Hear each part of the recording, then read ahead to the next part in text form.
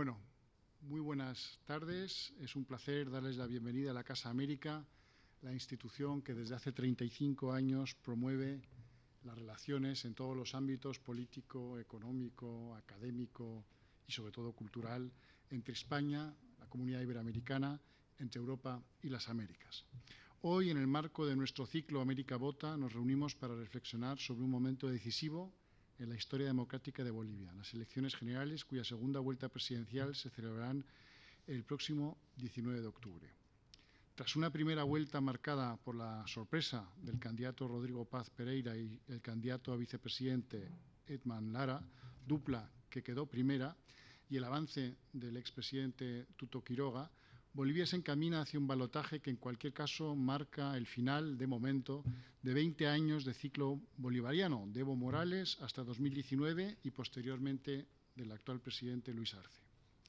Estas elecciones, al igual que ya las de 2020, se celebran en un ambiente de mayor fortaleza institucional frente a las de 2019, marcadas por la aparente alteración del conteo y la desconfianza en el entonces Tribunal Electoral, y que se saldaron con la salida del presidente Morales del poder y del país y con un gobierno de transición desafortunado, periodo que coincidió con mi misión en Bolivia en esos años. En esta campaña electoral no se ha cuestionado al árbitro, se han celebrado algunos debates en los que los candidatos han podido exponer sus programas y el pueblo boliviano deberá escoger en apenas 2 semanas entre una fórmula más enfocada hacia el reparto y otra hacia el crecimiento. Un debate que es bastante tradicional en todas las democracias asentadas y que vislumbra un nuevo periodo para Bolivia, posiblemente con mayor integración regional y posiblemente con mayor apertura económica y políticas necesariamente consensuadas al no tener ninguno de los candidatos una mayoría parlamentaria suficiente. Ante este panorama, este acto busca hoy ofrecer una mirada plural y rigurosa sobre el proceso electoral boliviano y para ello pues, tenemos hoy un elenco de lujo. Nos visita Salvador Romero Vallivian, sociólogo, analista boliviano, doctor por Sciences Po de París, 2 veces presidente del Tribunal Supremo Electoral de Bolivia, en los momentos además clave. Es autor de obras de referencia como Elecciones en América Latina y Geografía Electoral de Bolivia y ha participado en más de 20 misiones internacionales de observación electoral. Su gran experiencia institucional y académica lo convierte en una voz imprescindible para comprender el momento político que vive Bolivia. Bienvenido, Salvador. María Esther del Campo García, bienvenida de nuevo.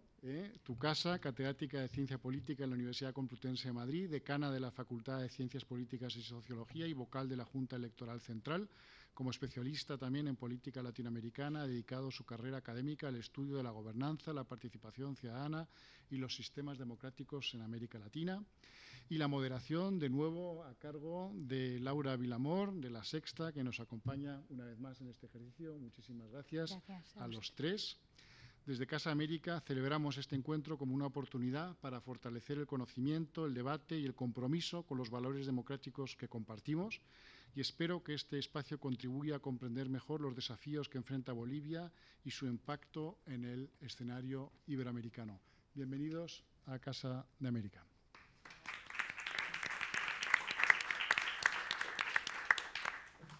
Bueno, pues bienvenidos y bienvenidas a este ciclo de América Vota, estas próximas elecciones cruciales de Bolivia, esta segunda vuelta para dentro de nada, el 19 de octubre, o sea que no queda nada.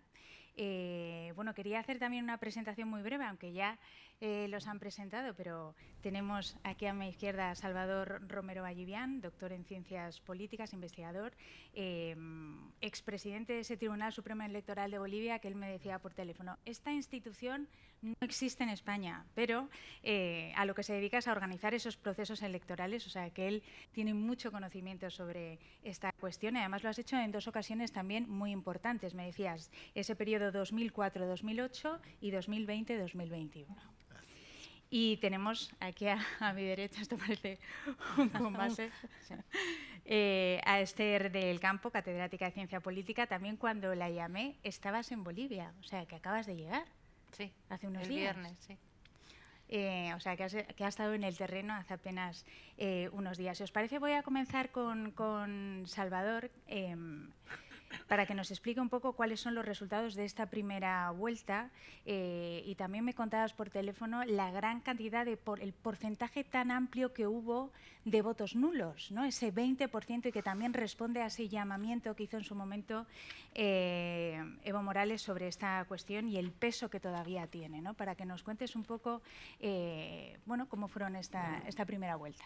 Perfecto, muchísimas gracias y agradezco la invitación.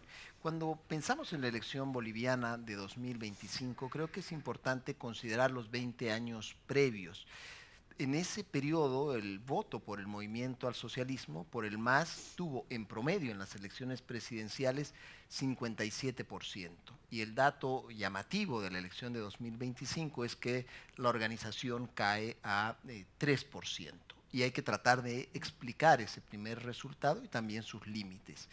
El primer factor es un fuerte desencanto con el gobierno de Luis Arce, del movimiento al socialismo. Su grado de desaprobación fue muy alto, cerró casi encima del 90% de desaprobación, que se explica por el desencanto de la población con un conjunto de desabastecimientos. Desabastecimiento de dólares, de combustible, de ciertos productos básicos de manera rotativa y sucesiva los desabastecimientos que fueron mermando la credibilidad del gobierno. Se sumó a ello la fractura y la división de un partido que había sido monolítico durante casi 20 años en por lo menos 3 corrientes, una la del oficialismo como tal, que termina sacando 3%, la que respondía al gobierno, un grupo que no participa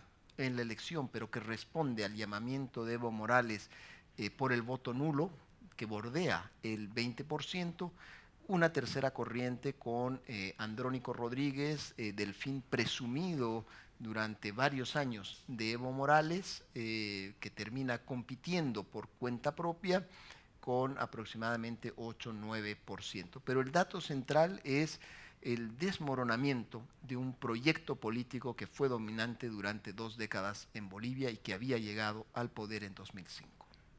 Y decías que incluso hablábamos de ese 20% de votos nulos, pero hay en zonas indígenas donde ese porcentaje llegó a alcanzar el 50%. O sea, para que veamos un candidato que no está presente, pero lo presente que está en las elecciones donde él no está de candidato, ¿no? Sin lugar a dudas, este es uno de los datos centrales también del proceso electoral.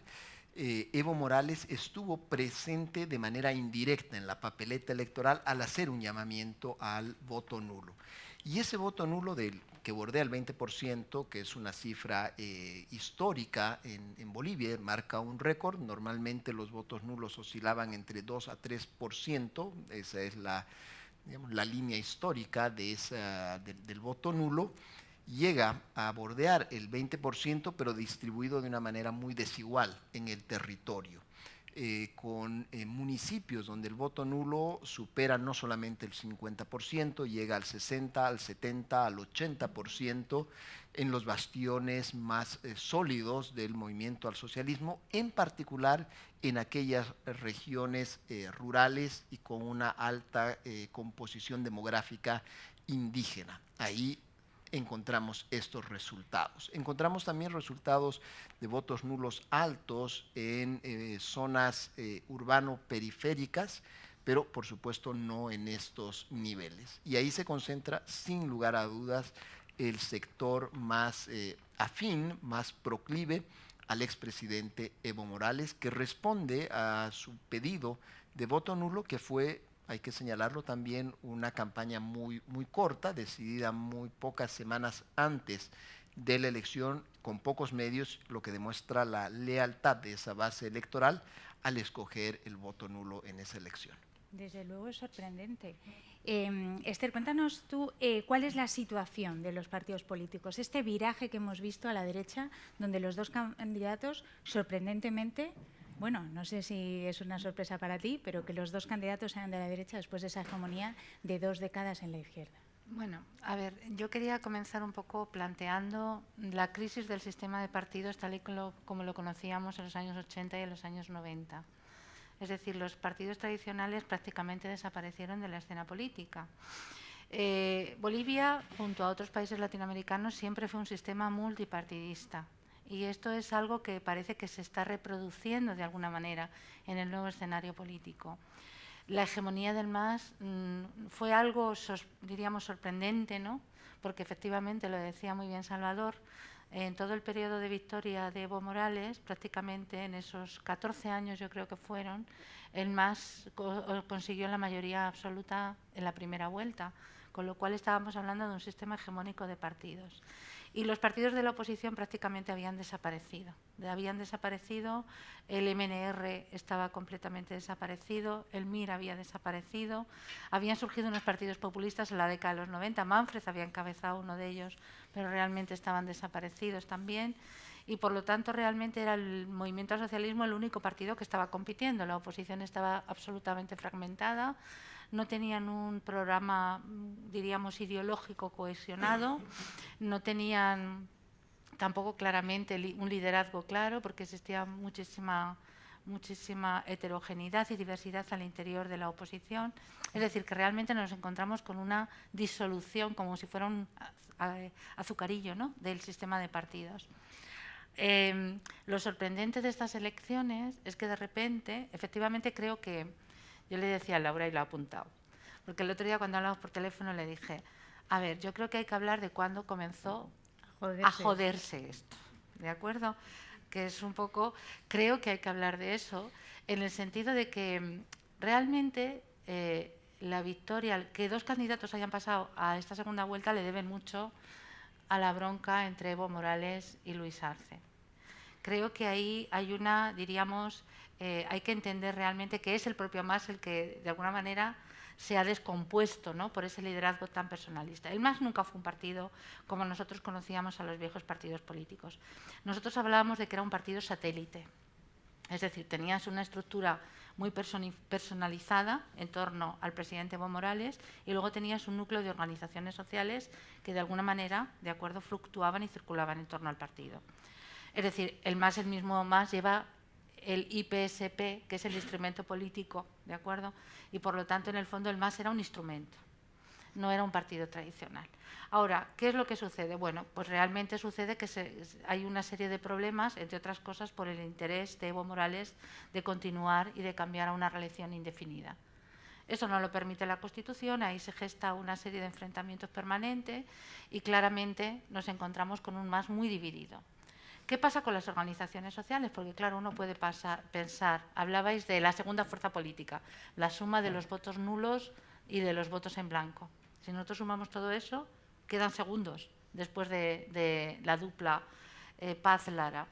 Bueno, en el fondo yo creo que una parte, y voy a meter aquí ya una bomba diríamos en la explicación, una parte de las bases masistas no solamente van a la abstención, van también a votar, ¿de acuerdo?, por la dupla Paz-Lara.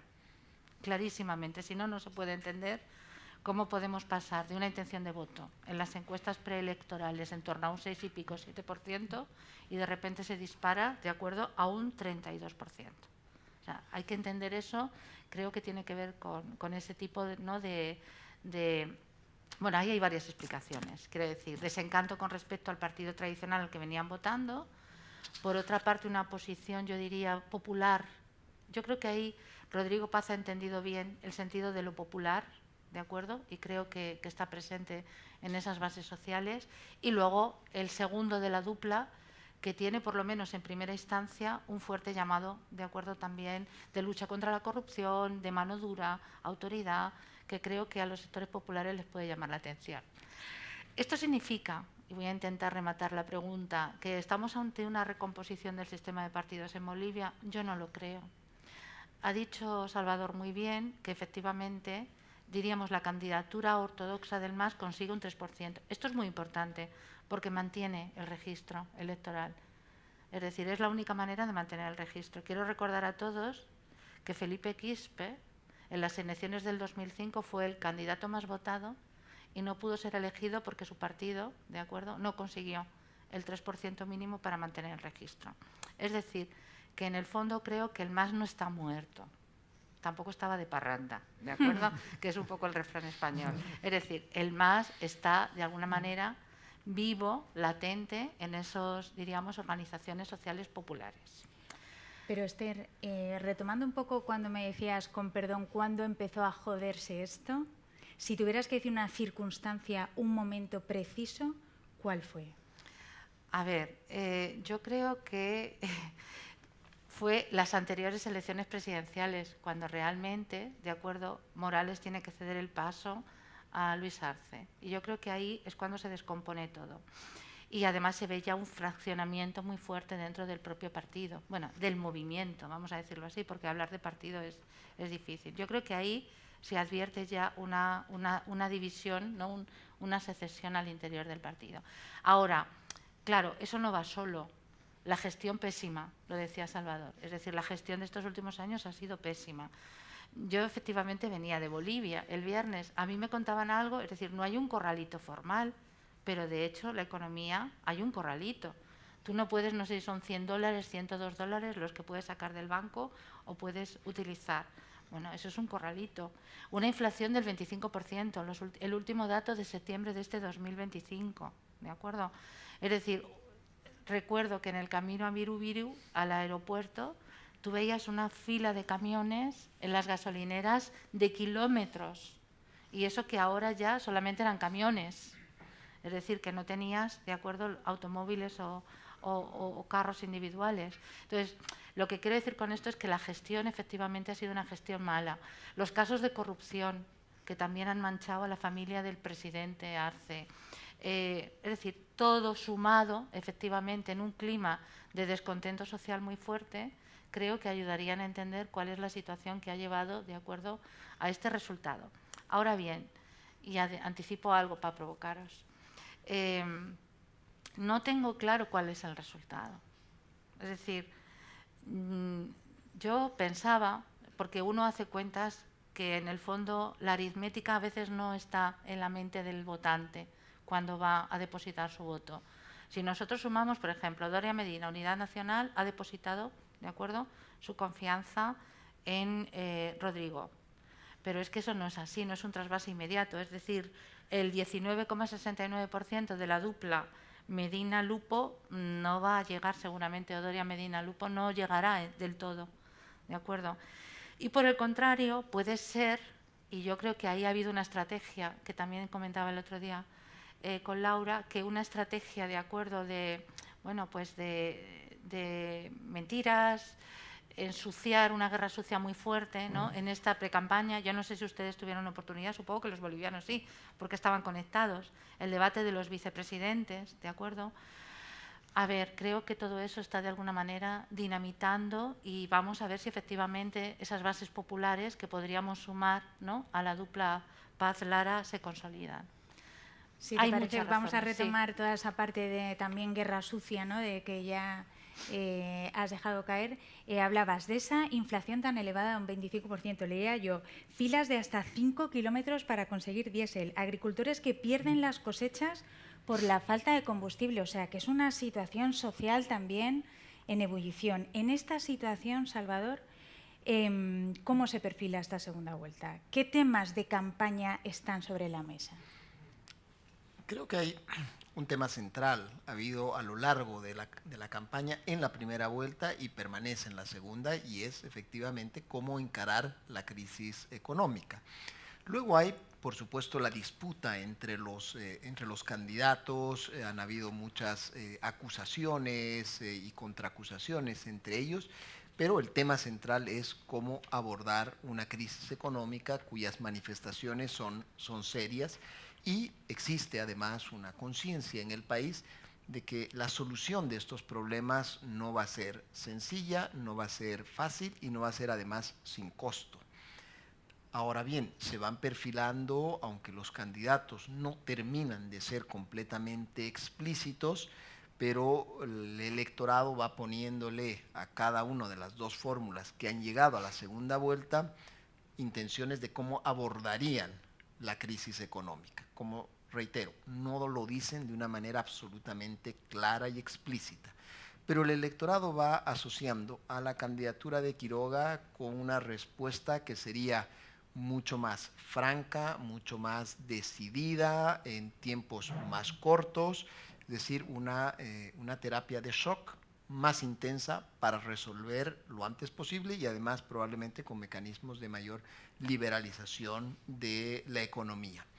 Y asocia este electorado a la candidatura de Rodrigo Paz con unas fórmulas que serían más gradualistas a la hora de enfrentar la crisis económica. Esto es lo que el electorado le está colocando a cada una de las fórmulas que, reitero, permanecen relativamente ambiguas en varios puntos sobre las medidas concretas que deberían o que adoptarían en caso de ser gobierno. Pero queda claro al país que la salida de la crisis va a tener un costo. La pregunta es cuál va a ser el tamaño de ese costo y, por supuesto, esto va a estar vinculado con las perspectivas de gobernabilidad que va a tener el próximo gobierno. Y decías, me hablabas también por teléfono de esa reagrupación del electorado de las fuerzas derrotadas. Eso también es interesante, ¿no? En principio tendría ventaja Tuto Quiroga, pero me decías, hay que verlo con prudencia. Exactamente, creo que hay que analizar con prudencia. Tenemos, e incluso pueden suceder cosas, y ahí comparto plenamente con lo que señala Esther, vamos a tener elementos en los que entre la declaración de los candidatos, solo un candidato ha tomado posición, Samuel Doria Medina, que ha señalado su respaldo a la candidatura de Rodrigo Paz. Sin embargo, los indicadores que tenemos es que la base sociopolítica del electorado de Doria Medina va a respaldar mayoritariamente la fórmula de Jorge Tuto Quiroga. Es decir que cuando uno veía las encuestas previas de la primera vuelta, la segunda opción del electorado de Doria Medina era Tuto Quiroga. Y ahí hay una cercanía sociopolítica que, independientemente de las posiciones que haya adoptado el candidato de respaldo a la fórmula de Rodrigo Paz, muy probablemente sus votantes van a terminar del lado de Tuto Quiroga. Comparten más y hay mayor afinidad sociopolítica. Los otros candidatos no han terminado de decantarse, no han señalado, no han llamado a votar por ninguna de las dos fórmulas. Sin embargo, continuando con este análisis de sociología electoral, es muy probable que votantes que votaron nulo en la primera vuelta puedan respaldar a Rodrigo Paz, por esto que señalaba de ver un enfoque más gradualista y distanciada de la postura de Jorge Quiroga. Muy probablemente también los electores de Andrónico Rodríguez, aunque ahí tampoco ha habido ninguna orientación de voto, terminen decantándose por Rodrigo Paz, por lo mismo que señalaba, es decir, por lo que el electorado está pensando que puede hacer el próximo candidato. Y por lo tanto, los otros candidatos han tenido una votación menor, probablemente esa votación va a estar dividida. Por lo tanto, creo que hay que ser prudentes a la hora de analizar las encuestas. Solo se ha dado a través de un medio de comunicación una sola encuesta hasta el momento.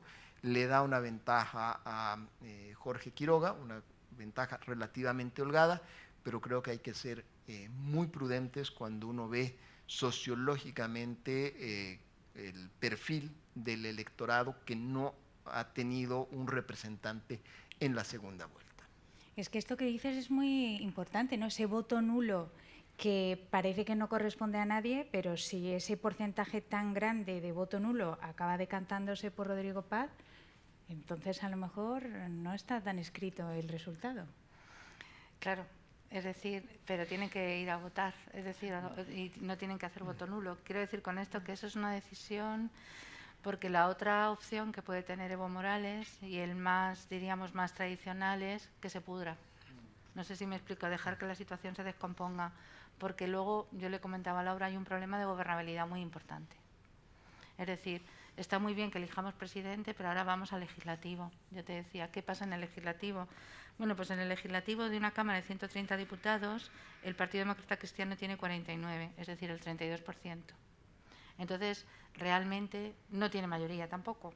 Pero es que Tuto, es decir, la coalición Libre, Libertad y Democracia, tiene 39, el 26%. Si sumamos Unidad, que tiene 26 de 130, entonces nos estaríamos aproximando. Tampoco llegamos a la mayoría. ¿De acuerdo? Es decir, aquí hay que contar con todos. Alianza Popular tiene 8, que es el de Andrónico. Entonces, fijaros, el MAS de Castillo tiene 2 diputados. Es impresionante, ¿no?, lo que ha significado realmente la quiebra. Y senadores no tiene ninguno. El Partido Demócrata Cristiano tiene 16, Libre tiene 12 y Unidad 7. Lo que trato de explicar con esto es que la coyuntura se presenta difícil, gane quien gane, porque clarísimamente hay que ir a una política de alianzas y de coaliciones. Si no, el sistema es ingobernable. Entonces, ¿qué pueden hacer aquellos electores que no han votado o que han hecho voto nulo o voto en blanco? Pues entonces seguramente, bueno, pueden decantarse o pueden dejar simplemente que el sistema se pudra, en el sentido de que, bueno, vamos a ver, pero la cosa está realmente difícil. No hay tantas diferencias. Es muy interesante porque el candidato que yo creo que tenía más claro en el eslogan de campaña, vamos inmediatamente con todo, era Samuel Dora Medina, que decía 100 días carajo, ¿no? Que era el lema de campaña de Samuel. O sea, en 100 días hay que cambiar esto. Y yo creo que Tuto recoge esa estela. Pero fijaros, el eslogan de campaña de Rodrigo en la primera vuelta no era el que ahora dice capitalismo para todos, que a mí me parece muy interesante cómo va variando, ¿de acuerdo? Porque quiere atraer votos, efectivamente, de esos sectores más conservadores que podrían haber votado en primera vuelta a Doria Medina, pero de alguna manera quiere también atraer a sectores populares que dicen, bueno, a lo mejor aquí, porque claro, por ejemplo, una diferencia muy importante, Rodrigo habla de mantener algunos subsidios. A mí esto me parece muy interesante. Una parte del problema es que no había ingresos fiscales suficientes como para mantener una política subsidiada en todos los ámbitos. Está claro que no estamos hablando de subsidiar el combustible, que eso parece que todos los candidatos están de acuerdo, pero sí de mantener alguna de los bonos, de acuerdo, que habían sido muy importantes para mantener la base social del MAS.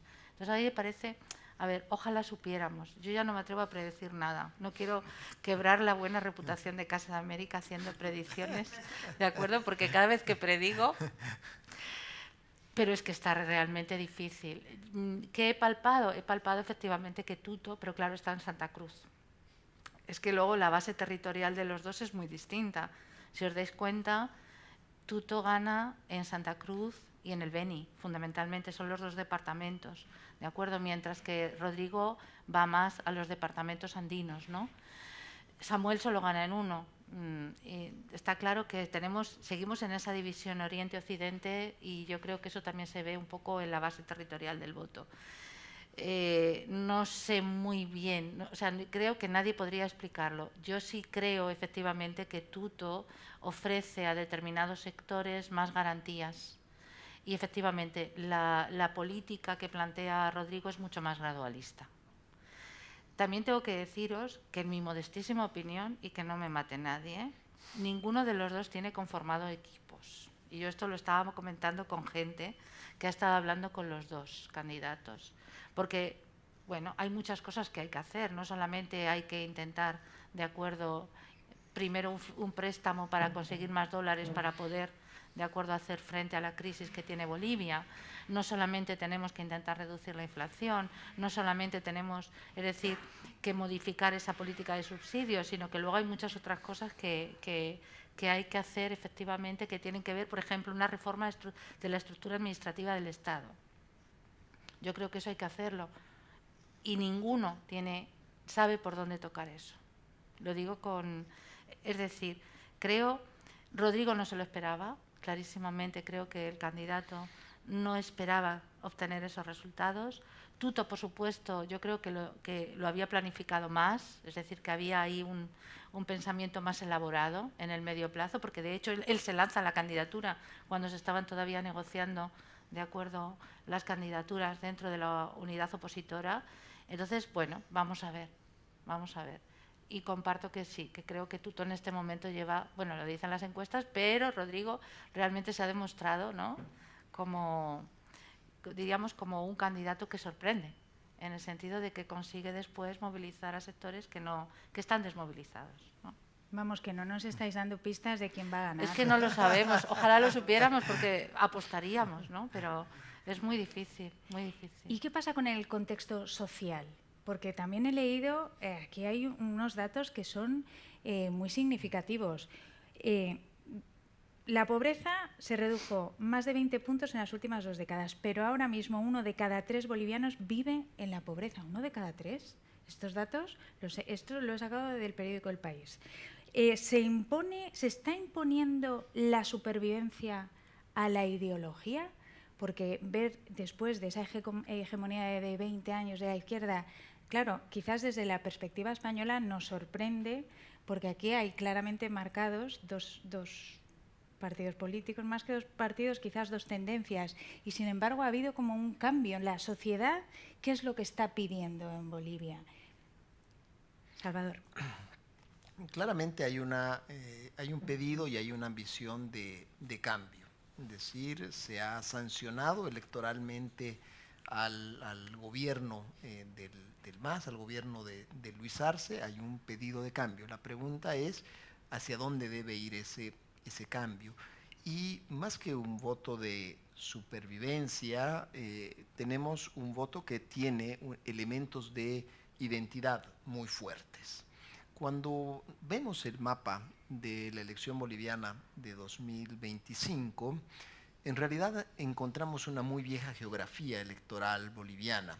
Es exactamente el mismo mapa de la elección de 1980, es decir, una elección de 45 años atrás, donde teníamos a las regiones occidentales y centrales votando por la izquierda y a las regiones orientales de tierras bajas votando por formaciones de derecha, e incluso nos podemos ir mucho más atrás y es el mismo mapa que teníamos en la elección de 1951, es decir, antes de la revolución que cambió y transformó fundamentalmente a Bolivia en 1952. Entonces, el mapa que hemos reencontrado ahora tiene mucho de voto de identidad en ambos sectores, para ambas fuerzas políticas, y creo que la segunda vuelta va a acentuar aún más. Claramente vamos a observar esta vieja geografía electoral boliviana con los territorios del occidente y del centro del país, que son aquellos que tienen menor grado de desarrollo socioeconómico.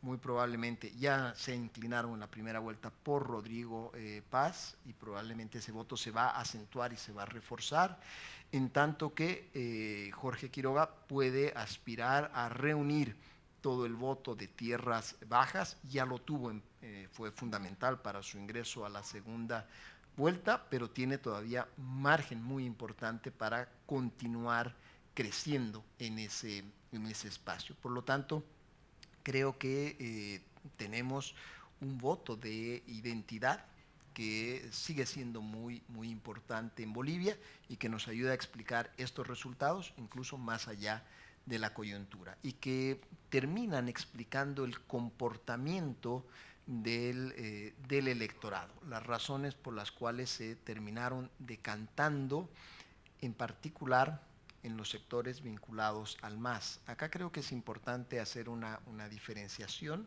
El electorado clásico de la oposición al MAS se jugó muy rápido y eso lo mostraban las encuestas. Nos mostraban a Samuel Doria Medina y a Jorge Tuto Quiroga, los dos adelante, un poco por encima del 20%. Ese electorado había tomado su decisión muy rápido. El que no tomaba una decisión y que hacía un bolsón muy grande de indecisos era el electorado del MAS. Ese electorado claramente no quería respaldar a la fórmula del partido, se encontraba jaloneada entre una intención de apoyar a Andrónico Rodríguez, que en algún momento parecía el delfín, o fue el delfín presumido de Evo Morales, la consigna luego de Evo Morales del voto nulo, y termina escogiendo una opción, el electorado, ese electorado del MAS, de apoyar a una fórmula que pertenecía a la oposición, pero que no eran ninguno de estos dos candidatos de la oposición clásica, ni Doria Medina ni Tuto Quiroga. ¿Para qué? Para enfrentar a alguno de ellos que iba a llegar a la segunda vuelta. Y por lo tanto, la sorpresa que da Rodrigo Paz es en realidad que este electorado se termina decantando por Rodrigo Paz cuando no existían mayores elementos en las encuestas que anticiparan aquel crecimiento.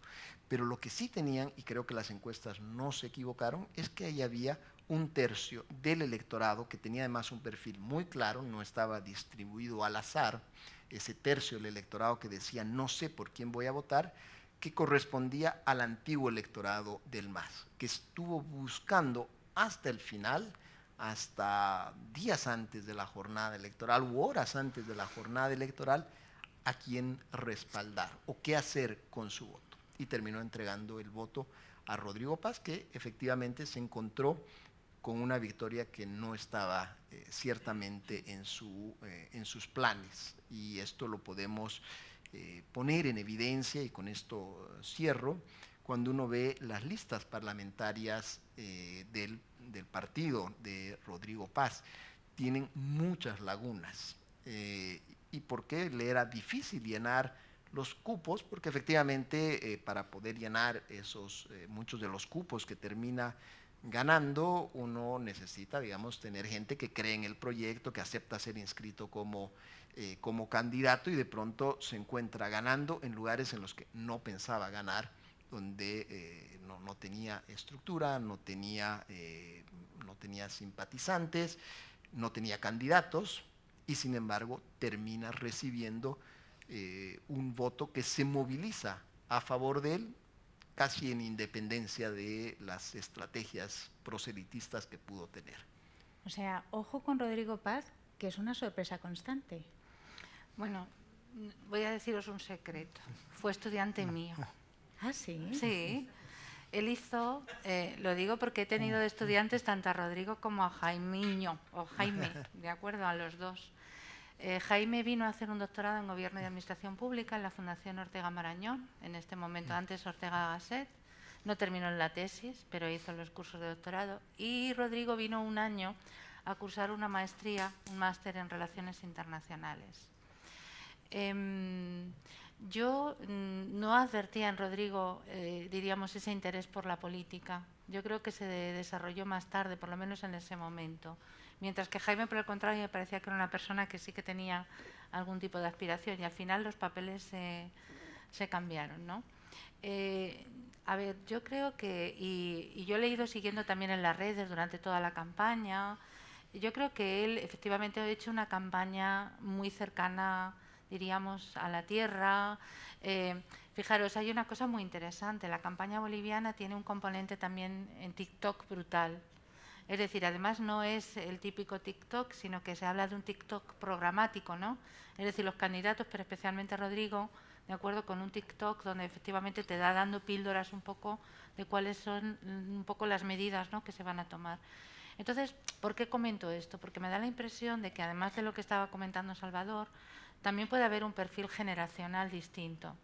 Es decir, estamos hablando, no un joven, porque no es un joven, pero una persona de 50 y tantos años frente a un Tuto, que ya es un señor más maduro, ¿de acuerdo? Y que representa efectivamente, por toda su experiencia política, a una generación que no es la de Rodrigo.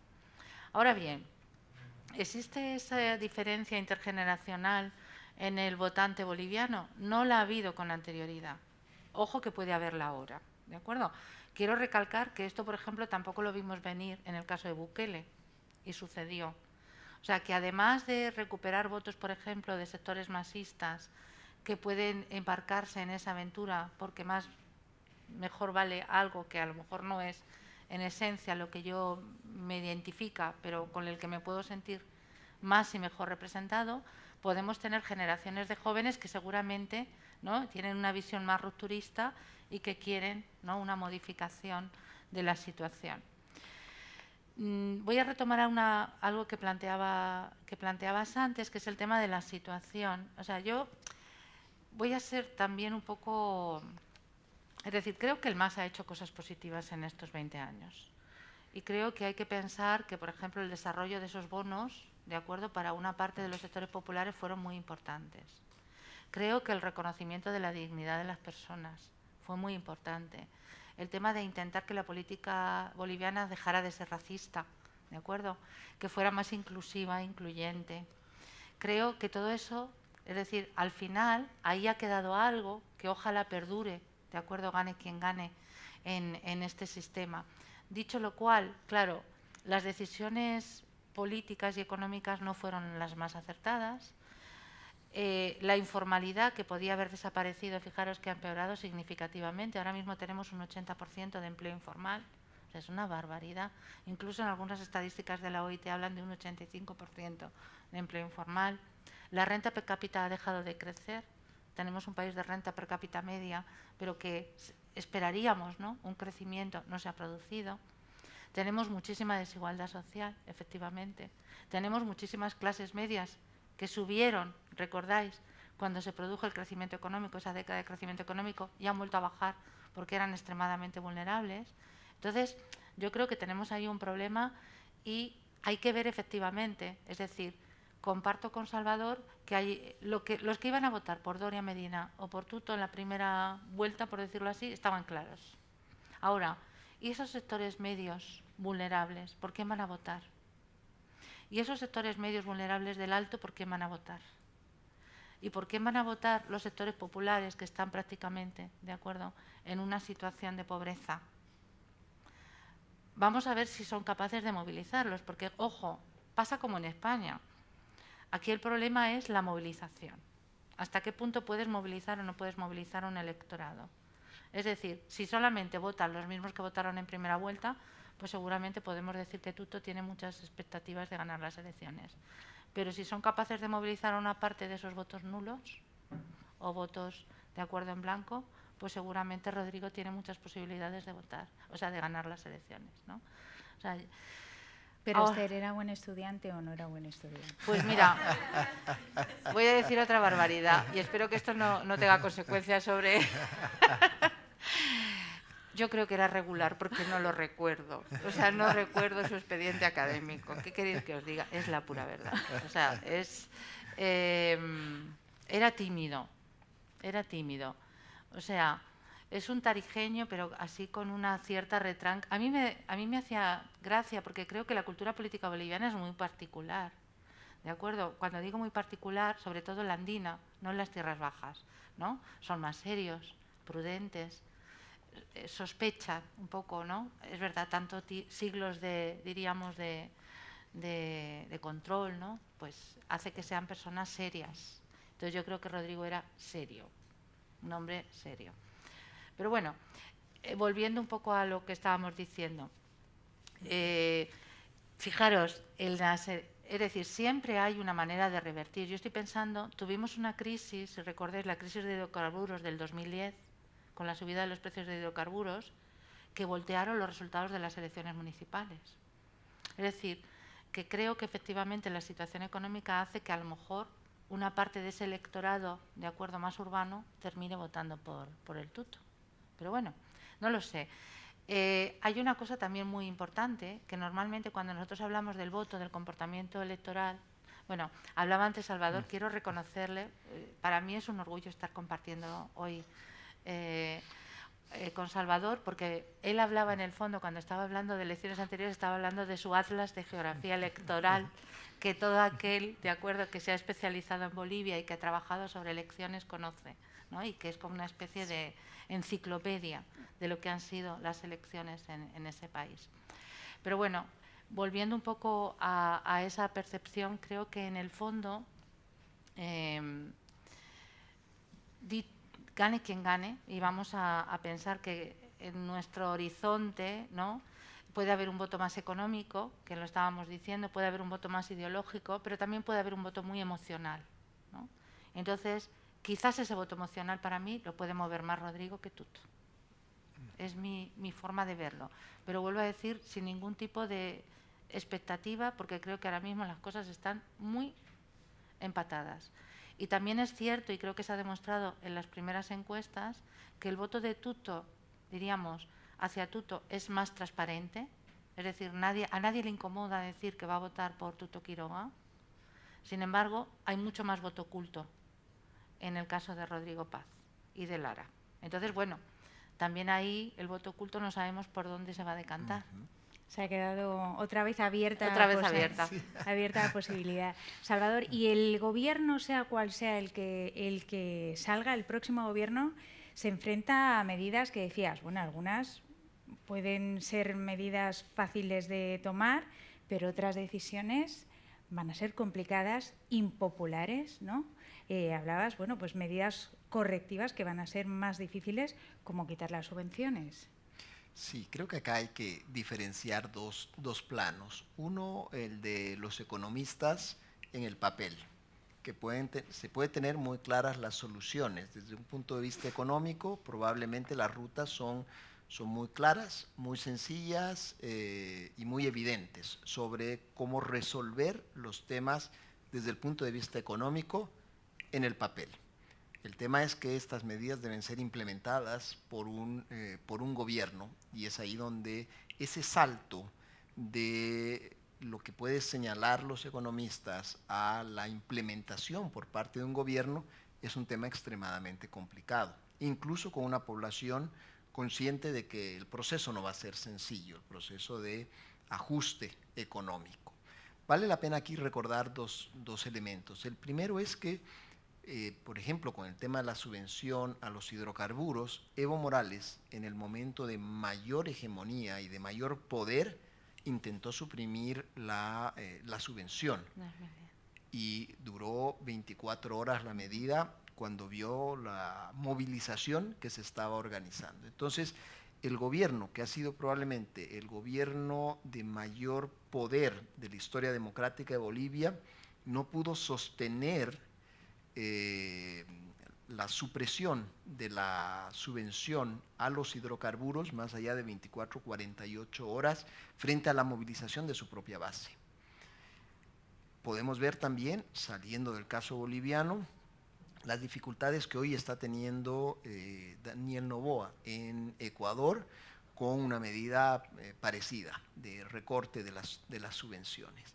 Entonces, esta es la dimensión difícil, no tanto las medidas que los economistas puedan sugerir y que pueden ser muy razonables y muy sensatas, sino cómo se implementan esas medidas, cómo se logra que la sociedad boliviana, por más consciente que sea de que se requiere un ajuste, pero una vez que se efectúan el ajuste, que se adoptan las medidas, cuál va a ser el tipo de reacción de la sociedad. Y ahí el escenario puede ser difícil. Hay un escenario que en este caso puede ser más fácil de controlar o de tener a favor, que es el escenario institucional, donde las candidaturas de Rodrigo Paz, de Doria Medina y de Tuto Quiroga tienen aproximadamente el 90% de los votos parlamentarios. Entonces las dificultades no van a estar en el escenario institucional, pero sí pueden estar del lado de la reacción de la sociedad para aceptar esas medidas correctivas. Y este creo que es el gran desafío, y no es un desafío de técnica económica, sino es un desafío de gobernabilidad política y de gobernabilidad democrática. ¿Pero eso significa que puede haber revueltas sociales si ya en su momento en una sociedad menos fragmentada y no se consiguió llevar a cabo, hablabas de 24 o 48 horas y tuvieron que dar marcha atrás? Entonces, en la situación social que tiene ahora el país, prácticamente sería imposible llevarlas a cabo. Es decir, es difícil, y por lo tanto creo que el gran reto no es tanto económico, es decir, el desafío es económico, sin lugar a dudas, porque hay una crisis económica, pero el gran desafío es la gobernabilidad política para adoptar las medidas que puedan ser sostenibles en el tiempo y que la sociedad pueda aceptar esas medidas como el costo para salir de la crisis económica actual.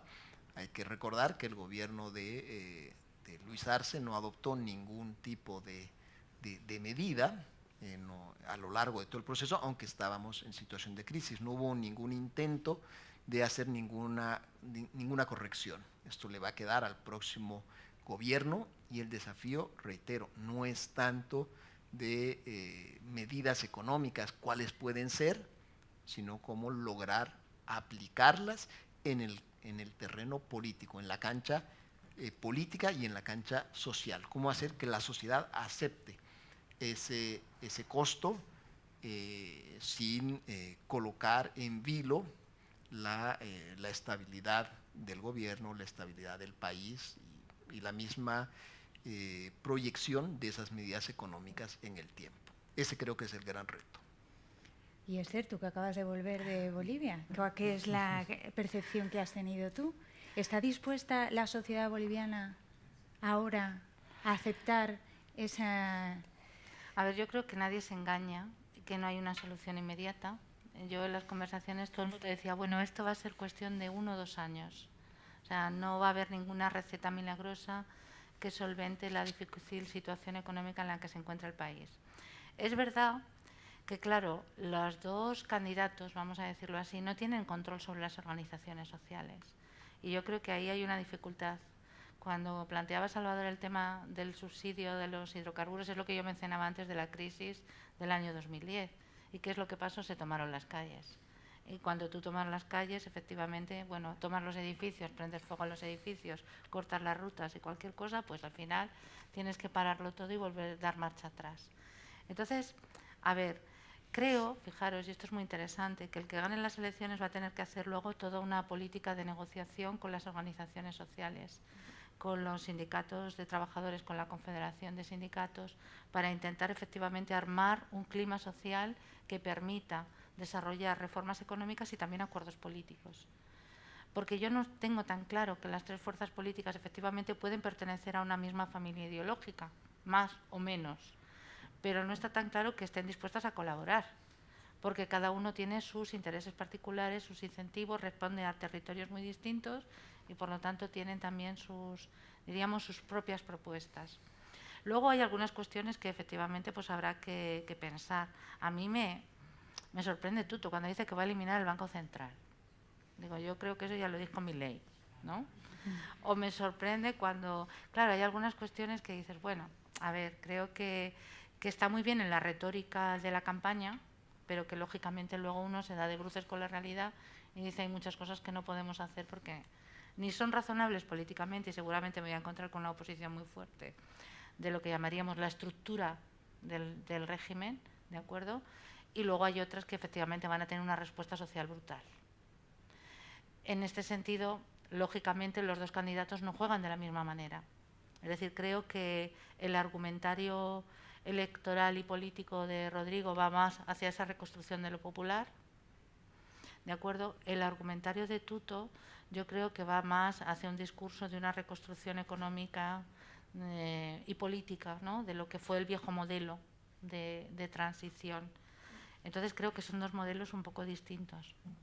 También es verdad que Tuto tiene muchísimo más experiencia de gestión, yo creo que eso hay que pensarlo, mientras que Rodrigo no.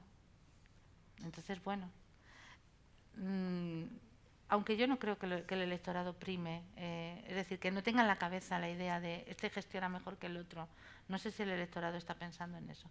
Es verdad que creo que todos comparten que hay que cambiar el sistema. Es decir, el modelo no ha funcionado y no ha funcionado, ¿no? Volvemos a generarte incertidumbre, lo siento, sí. Pero es que, claro, nos haces preguntas y no sabemos qué decirte realmente, porque es que ese es un poco el contexto. Pero Esther, ¿podrías dividir qué porcentaje, cuando el boliviano vaya a votar, qué porcentaje le mueve lo puramente racional de este es un buen gestor y qué parte del ciudadano se mueve más por lo emocional? A ver, hemos dicho, y lo decía Salvador, hay una parte identitaria que es muy fuerte. Y eso es los que votaron en primera vuelta y salían en las encuestas rápidamente. Votaban Tuto, votaban Rodrigo o votaban a otro candidato. Ahora yo creo que puede haber un posicionamiento, ¿de acuerdo? Diríamos de carácter más estratégico. dónde me voy a beneficiar más si voto por uno o voto por otro candidato. Creo que en la segunda vuelta seguramente ese componente estratégico va a ser mucho más fuerte que en la primera vuelta. Por eso yo decía, ¿ganan más los votos nulos si se posicionan, por ejemplo, con Rodrigo Paz? Pues seguramente sí. Pensemos que yo creo que lo que está pesando una buena parte de la sociedad boliviana, bueno, vale, vamos a disputar las elecciones, pero ahora nos vamos a sentar tú y yo después y vamos a negociar los subsidios o vamos a negociar préstamos o vamos a negociar, bueno, algunas de las propuestas que se han planteado. Clarísimamente eso va en el gen boliviano, ¿no? Es una sociedad corporativa, corporativista, como decía Zabaleta Mercado, abigarrada, compleja, con múltiples, de acuerdo, diríamos, escenarios posibles. No es una sociedad como la nuestra. O sea, no hay que pensarla de esa manera de, bueno, no, y ahora votan racionalmente como electores racionales que miden. No, no, no. Ahí hay muchos, diríamos, niveles en los que uno puede negociar ese voto, ¿no? Ese apoyo. Y Esther, antes hablabas de la guerra sucia. ¿Qué papel está teniendo la guerra sucia? Hablabas de TikTok, las redes sociales, lo que se mueve, ¿no?, en ese mundo. Bueno, yo creo que claro, fijaros, y esto normalmente pasa en todas las campañas electorales, ¿no? Tú intentas mover a tus electores, pero normalmente no solamente eso, sino que intentas quitarle electores al otro candidato. Y eso implica siempre, pues hasta cierto punto, una guerra sucia, que a lo mejor ha sido alimentada también por algunos asesores políticos. Lo voy a dejar ahí, no me voy a meter en... Pero creo que efectivamente acusaciones de fascista hacia Tuto, por ejemplo, ¿de acuerdo?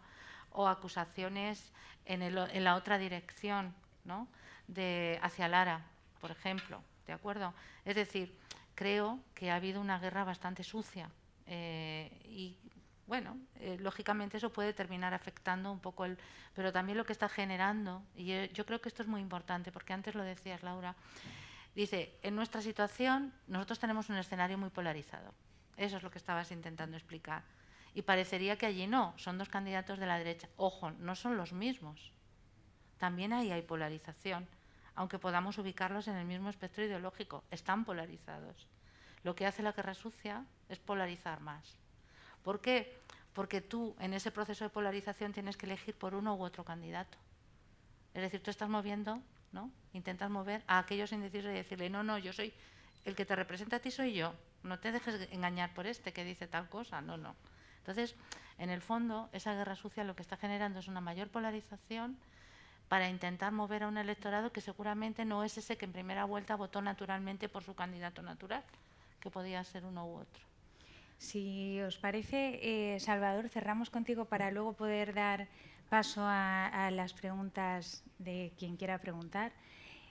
¿Qué nos espera entonces el 19 de octubre? ¿Nos vamos a llevar sorpresas? ¿Va a haber, de forma masiva, la gente va a ir a votar? ¿Qué es lo que percibes tú de cara a esta segunda vuelta, este 19 de octubre?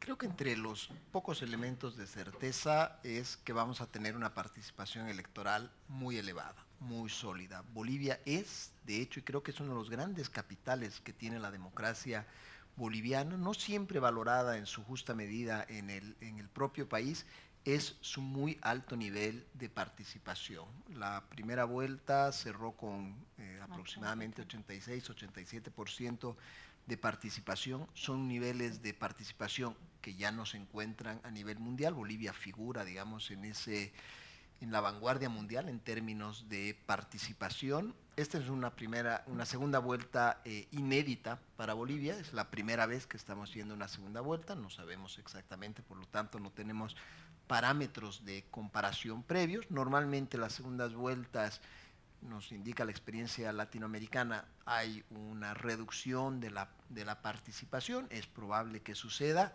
pero estaríamos hablando muy probablemente de unos muy pocos puntos. Es decir, vamos a tener una participación encima del 80%, con toda seguridad sigue siendo una participación muy alta. Creo que esa es una de las pocas certezas que podemos tener en este momento. Vamos a tener una segunda vuelta muy disputada y cualquiera que sea el gobierno va a tener una hoja de ruta complicado. Y añadiría un último elemento a esta complicación de la hoja de ruta, es que hemos hablado de un desmoronamiento del MAS como partido, como estructura política, pero al mismo tiempo el MAS es también un conglomerado sociopolítico importante que no ha desaparecido, pero que no tiene una representación institucional acorde a su peso en la sociedad, por las razones que hemos señalado, la fractura de la estructura entre Morales, Arce, la división de la oferta que existía. Entonces, ha quedado sin una representación institucional que sea acorde a su peso sociopolítico. Y esto sin duda también complica las negociaciones, porque cualquier gobierno, si desea negociar, necesita interlocutores. Y la ausencia de los interlocutores, sin lugar a dudas, te añade un escollo adicional a la hora de tratar de implementar tus medidas y poder eventualmente negociar, concertar, si vas a ir por esa ruta, justamente porque este bloque sociopolítico ha quedado sin una representación institucional que refleje su peso en la sociedad. Bueno, pues si os parece vamos a dar paso a las preguntas. Si nos ha quedado claro algo es que no sabemos quién va a ganar las elecciones, pero menos todavía cómo van a afrontar la situación una vez que llegue al poder uno de los dos, porque ¿no? La perspectiva de futuro y de cambio pues va a ser socialmente complicada. Si hay alguien que quiera hacer alguna pregunta. Hola, gracias. Gracias por la fotografía que han hecho de la situación del país. Yo quería dos cositas súper sencillas. Era un poco si pueden hablar también un poco del peso de los candidatos vicepresidenciales, sobre todo a un día después del debate presidencial, más aún por toda esta dinámica de estos tweets verificados racistas de JP, y al mismo tiempo la dinámica un poco cero diplomática de Lara en la que se suele comunicar, ¿no? Sí, también, Salvador, nos puedes hablar un poco de si existe también, no solamente a nivel identificación sociopolítica, sino también un poco de clase. Eso. Y dos, un poco también, ¿cuál es el rol, más allá de las redes sociales, sino también de los medios tradicionales hegemónicos, en haber pues también posicionado a ciertos candidatos, más allá de las encuestas, sino han habido líderes de opinión que se han posicionado claramente con un lado y el otro, y sí también creemos que no solamente en la anterior elección, sino en esta también puede tener una cierta influencia. Gracias. Como queráis, Salvador. No, Salvador. ¿Usted? Bueno, yo hablo, si quieres, de los candidatos a vicepresidentes. Yo creo que efectivamente no son discretos, ¿de acuerdo? Lo digo, las manifestaciones de uno y otro generan muchísima controversia. Yo creo que no están beneficiando a los candidatos principales ninguno de los dos. Efectivamente, se han verificado los mensajes de Velasco, clarísimamente, pero de igual manera, cada vez que habla Lara, como decimos en España, sube el pan. Es decir, porque claramente es que dice cosas inverosímiles, de un desconocimiento increíble sobre el funcionamiento del sistema político. Entonces, realmente, pues cada vez que hablan cualquiera de los dos candidatos a vicepresidentes, pues es un horror, honestamente, ¿no? Entonces, ¿eso puede tener un impacto? Creo que no. Es decir, yo creo que son figuras un poco pues de acompañamiento. Está claro que el tirón lo tienen los dos candidatos presidenciales. Entonces, no sé. Ahora, el tema de los medios de comunicación me parece muy, muy importante. Lógicamente, los medios de comunicación tradicionales intentan también situar, ¿no?, en esa, diríamos, disputa político-ideológica a aquellos candidatos que a ellos les resultan más, diríamos, próximos. Y efectivamente creo que por ahí también viene una parte del desconocimiento de Rodrigo Lara, que no era un candidato que, diríamos, estuviera en las encuestas, pero que tampoco, de acuerdo, estaba en los medios de comunicación. De hecho, Rodrigo se hizo todo, como os he dicho antes, yo le veía en los aeropuertos, ¿no?, con el TikTok diciendo, estoy en el aeropuerto de no sé dónde y ahora voy a no sé dónde. Entonces, en el fondo, muy solitario, por decirlo así, con poco acompañamiento. Se ve realmente, o sea, yo creo que realmente ha sido una sorpresa para él. O sea, yo lo veo clarísimamente, ¿no? Ahora, creo que también ha mostrado una gran sensibilidad. Voy a hablar de fútbol. ¿eh? O sea, estaba en el partido cuando se ganó a Argentina, ¿fue? Sí, ¿no? ¿O a Sí, Brasil? a Brasil. A Brasil. Estaba en el partido, celebrando con Lara. Bueno, con eso te respondo un poco que creo que sí, que efectivamente los medios tradicionales, pues lógicamente apoyaban a Doria Medina y a Tuto, ¿no? Que eran los que estaban en las encuestas. Sí, creo que vale la pena completar los análisis muy certeros sobre las figuras vicepresidenciales, en particular sobre la de Edman Lara, el candidato vicepresidencial de Rodrigo Paz. Él tenía mucha actividad en TikTok, Sí. que lo ayudó a tener entrada en sectores populares y que creo que fue un plus en la campaña de Rodrigo en la primera vuelta. Y luego sucedió algo importante. Rodrigo Paz gana la primera vuelta y es una sorpresa, y se suponía que podía tener un impulso y una dinámica muy importante de crecimiento a partir de su victoria. Y en ese momento va a empezar a descubrir, literalmente a descubrir, la otra mitad del país a la figura de Edman Lara, que era un candidato vicepresidencial sobre el cual las clases medias urbanas, el electorado de Quiroga y de Doria Medina no tenían mayores referencias, es decir, no lo habían visto en la campaña, en los TikToks. Y comienzan a aparecer a partir del lunes, después de la elección, comienzan a circular todos los TikToks de Edman Lara, y el efecto que provocan sobre la campaña electoral se convierten de pronto en un lastre, porque aparecen muchos TikToks que son considerados con ojos extremadamente críticos. Y esto le dio a la campaña una posición de desventaja a lo largo de gran parte de la campaña. Rodrigo Paz estuvo en una posición desventajosa en términos de posicionamiento de campaña, porque estaba lidiando con los TikToks de Edman Lara, ¿no? Que lo estaba descubriendo este sector con una mirada muy crítica. Y creo que esto también nos ayuda sobre otro tema que señalaba Esther, es que en las encuestas los votantes de Tuto Quiroga pueden afirmar con más claridad que van a votar por él. En cambio, esta percepción muy negativa sobre Edman Lara en los sectores medios, en los sectores acomodados, también en los medios de comunicación, que colocan la candidatura de Rodrigo Paz en una posición más a la defensiva, también se traducen a la hora de las encuestas, con gente menos dispuesta a señalar que va a votar por la dupla Rodrigo Paz y Edman Lara.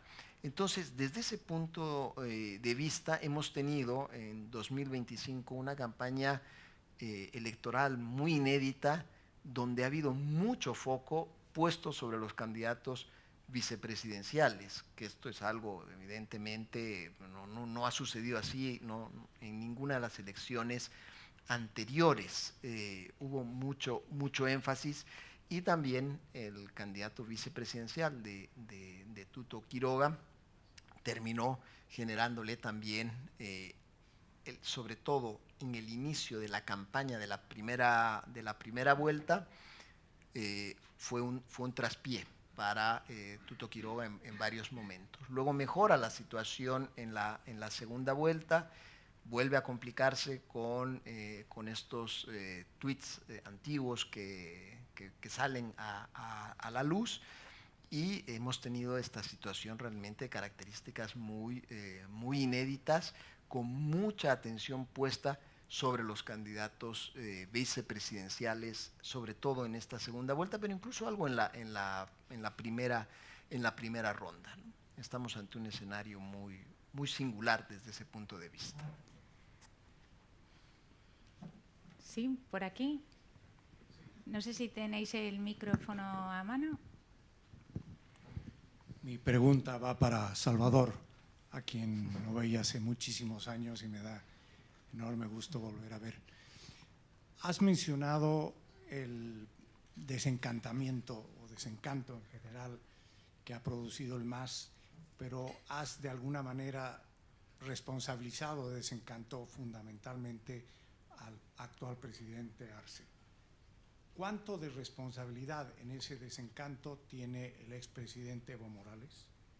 Esa es la primera pregunta. Y la segunda es, en toda la presentación, extraordinaria presentación de ambos, que yo creo que agradecemos todos, es ¿qué papel va a jugar Evo Morales en el futuro en el país? Bien. Y lo que me ha llamado la atención es que prácticamente no se ha mencionado a Evo Morales como un factor determinante para lo que viene hacia adelante.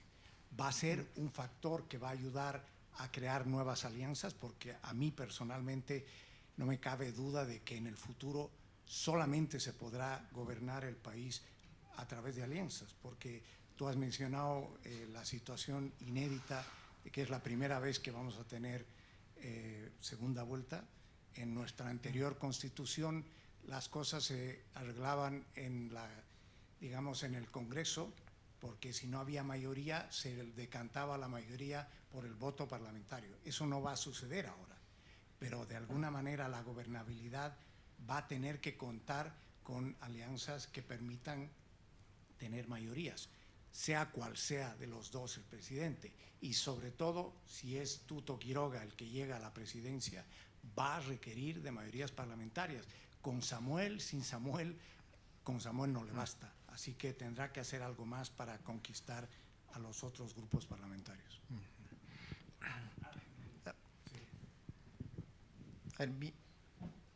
Evo Morales sigue siendo una figura política de primer orden en Bolivia.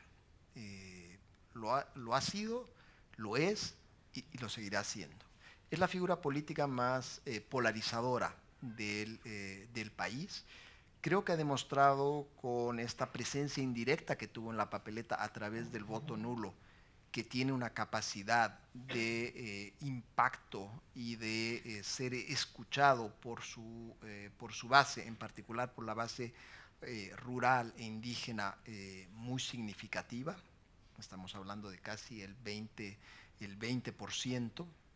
Está claro que es una figura que tuvo una cuota de responsabilidad importante en el desenlace de 2025, porque decidió que si no era él, el candidato de ese movimiento no iba a ser ninguno. Y evidentemente esto tuvo un impacto decisivo sobre el resultado de su campo electoral. De haber decidido apoyar a un candidato, probablemente estaríamos en un escenario altamente distinto y estaríamos comentando otros resultados. De alguna manera termina de inviabilizar a su campo al decidir no apoyar a ninguno y además hacer un llamamiento al voto nulo. Y va a seguir siendo una figura política relevante para el próximo gobierno, porque está claro que se coloca desde ahora como él iba a buscar reivindicar esa bandera, sin lugar a dudas, de primer opositor al próximo gobierno. Y va a intentar seguramente articular coaliciones amplias de rechazo a estas eventuales medidas que le tocará adoptar al nuevo gobierno. Intentará, por lo tanto, a partir de este núcleo sociopolítico importante que tiene, articular con otros sectores urbano-populares que marcaron cierta distancia frente a su pedido de voto nulo, pero que pudieran verse afectados por las medidas socioeconómicas que adopte el próximo gobierno,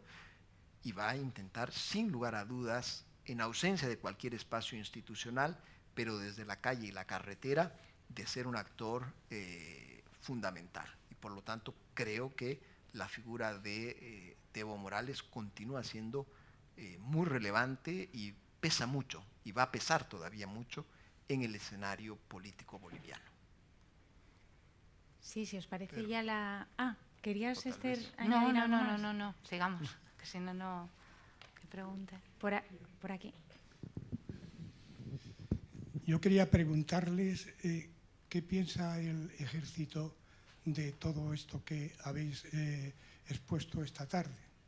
Y luego, por otra parte, también ha salido el tema dentro de los candidatos de la posible segregación de Santa Cruz de la Sierra del resto de la nación.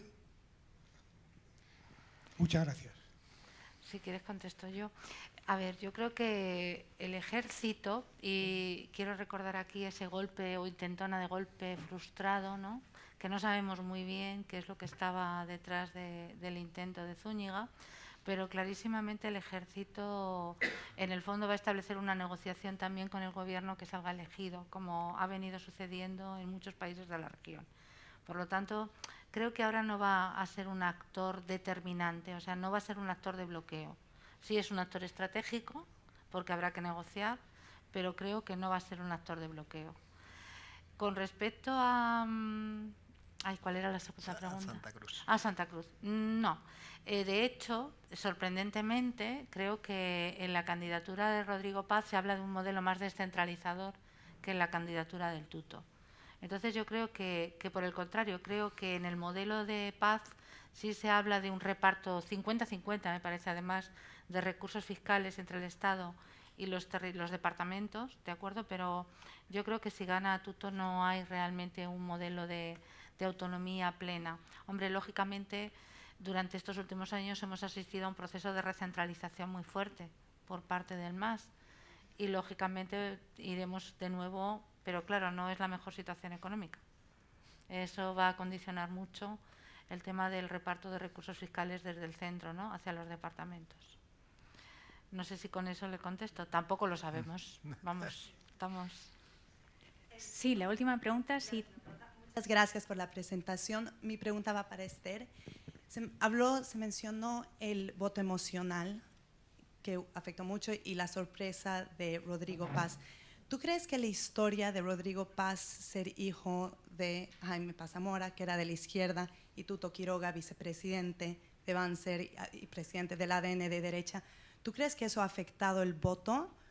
Y si fuese que sí, ¿tú crees que Tuto puede llegar a las clases populares y medias? Yo creo que, te voy a decir lo que pienso, no sé si me da la impresión de que efectivamente hay una reconstrucción emocional del voto, cuando tú no tienes un voto muy ideológico o muy pragmático con respecto a una decisión. Por supuesto, la figura de Jaime Paz Zamora yo creo que es una sombra que de alguna manera ha facilitado, yo creo, ¿de acuerdo?, diríamos el ascenso que ha tenido Rodrigo. Que además sea un referente del MIR, efectivamente, de un partido de la izquierda, creo que le puede facilitar el acceso a determinados sectores populares que vienen de esos movimientos. Y por el contrario, de acuerdo, la vinculación, diríamos, histórica y política de Tuto con sectores más conservadores, pues efectivamente le puede dificultar, ¿no?, ese tipo de relacionamiento con los sectores populares, con lo popular, que decía yo. Ojo, que no estoy diciendo lo nacional popular, ¿de acuerdo? Estoy hablando de lo popular.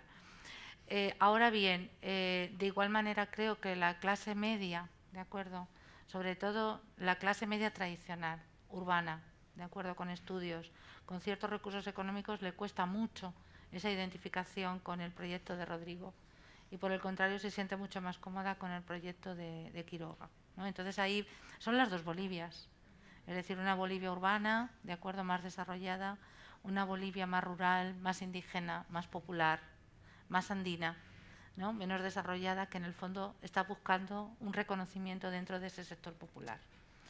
Y eso se va a dirimir en las juntas y yo creo que ahí, efectivamente, y por retomar una pregunta, Evo Morales tiene mucho que decir.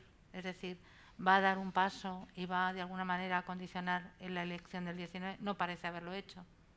Por lo tanto, claro, entonces seguramente, vuelvo a decir, va a esperar a que ellos mismos se cuezan, ¿de acuerdo? Es decir, yo lo digo en serio, o sea, creo que lo que va a haber ahora es un estallido social y una movilización social fuertísima cuando se empiecen a adoptar determinado tipo de medidas, porque es la lógica, ¿no?, de la negociación, o ha venido siendo la lógica de la negociación desde los últimos 50 años. Entonces, es como lo veo.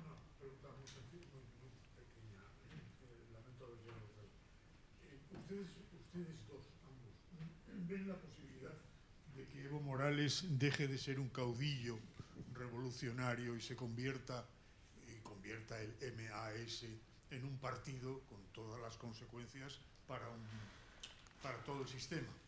¿Ven ustedes esa posibilidad? Yo no. No, no. Es que realmente esa posibilidad ya existió. De hecho, el MAS surge como un partido político y Evo era diputado. Pero es realmente cuando él, a finales de los 90, se percata de la posibilidad de montar un movimiento político completamente distinto, no más omnicomprensivo. Entonces ahí ya toma la primera decisión. Voy a hacer un partido distinto, es un movimiento político, no es un partido al estilo tradicional. Y desde luego a él no le interesa, no gana nada con eso. O sea, realmente.